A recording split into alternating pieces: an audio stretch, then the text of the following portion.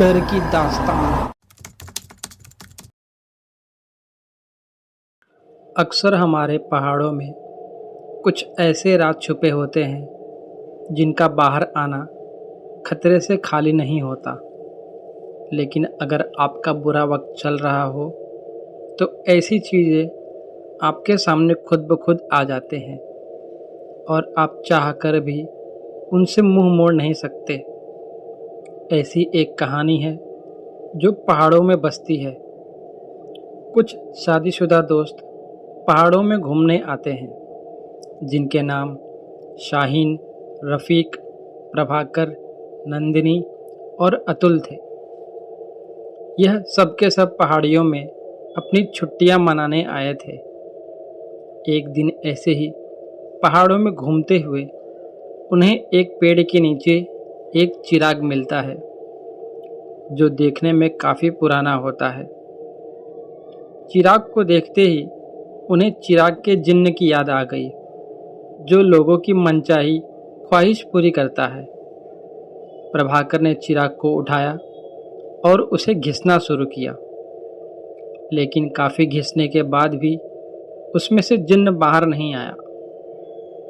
तभी रफ़ीक ने प्रभाकर के हाथ से चिराग लेकर देखा कि उस चिराग पर कुछ मंत्र लिखे हुए हैं। उसने सोचा शायद यह मंत्र पढ़कर चिराग के जिन्न को बाहर लाया जा सकता है। तो रफ़ीक ने उन मंत्रों को पढ़ना शुरू किया। उस मंत्र के ख़त्म होते ही वहाँ पर अचानक से बहुत धुआं दिखने लगा। उस धुएं के ख़त्म होते ही उनके सामने एक बड़ा सा जिन्न खड़ा हुआ था। पहले तो उसे देखते ही पांचों के पांचों सब डर जाते हैं, क्योंकि वह जिन्न जैसा उन्होंने सोचा था वैसा तो बिल्कुल नहीं था। फिर भी डरते डरते प्रभाकर ने जिन्न से बात करना शुरू किया। प्रभाकर ने बोला, क्या तुम हमारी ख्वाहिशें पूरी कर सकते हो? फिर जिन्न ने कहा, तुम 5 लोग कोई भी 3 ख्वाहिश मेरे से पूरी करवा सकते हो, लेकिन उसके बदले मुझे भी कुछ चाहिए होगा तुम लोगों से। अपनी ख्वाहिश पूरी करने के चक्कर में उन्होंने बिना कुछ सोचे समझे जिन्न को हाँ कर दी और उसकी बात मान ली। उन सबके हाँ कहते ही जिन्न के चेहरे पर डरा देने वाली खुशी थी, जैसे वह उनकी नहीं अपनी ख्वाहिश पूरी करना चाहता हो। फिर सबने एक एक करके अपनी ख्वाहिश मांगनी शुरू की।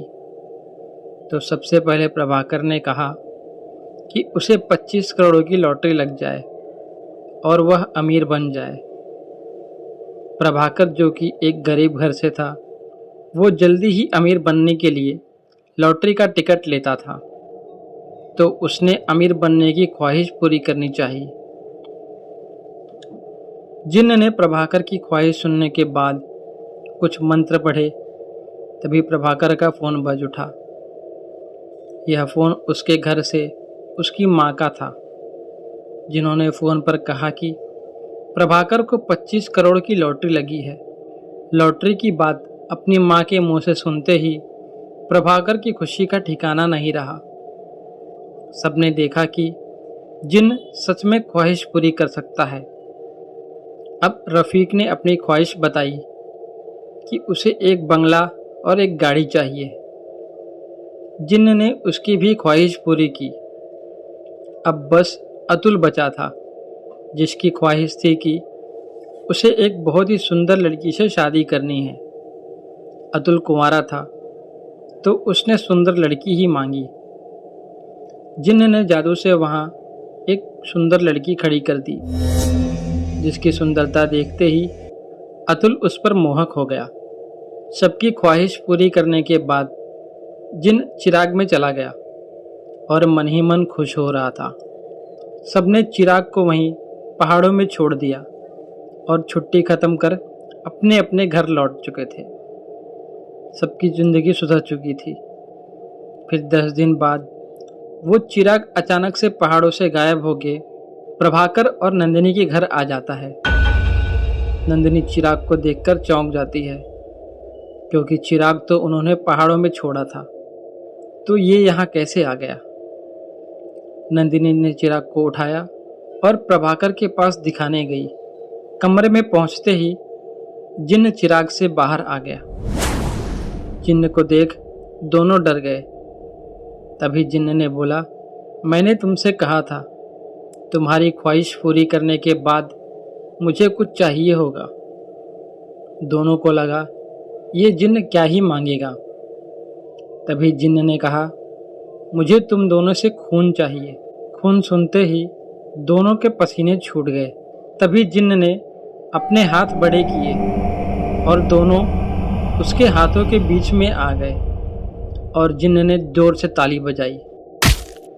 ताली बजते ही कमरे में खून खून था। प्रभाकर और नंदिनी दोनों मर चुके थे। अब वो जिन्न रफ़ीक और शाहीन के घर पहुंचता है। दोनों को वो अपना वादा याद दिलाता है।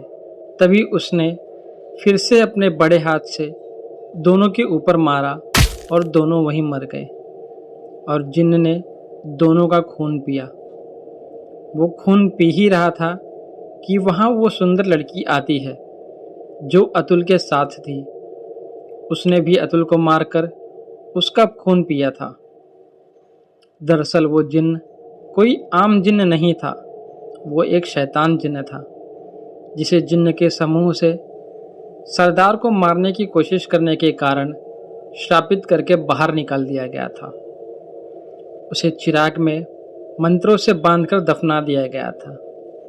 लेकिन दुनिया के बदलते समय में वो फिर लौट आया। वो अब लोगों की ख्वाहिश पूरी करके उनकी ज़िंदगी ले लेता था। सबको मारने के बाद वो जिन्न फिर से उसी पहाड़ों में लौट गया अपने नए शिकार की खोज में। तो दोस्तों, चिराग के जिन्न की कहानी सुनकर अगर आपको अच्छा लगा हो तो वीडियो को लाइक कीजिएगा और चैनल को ज़रूर सब्सक्राइब कीजिएगा।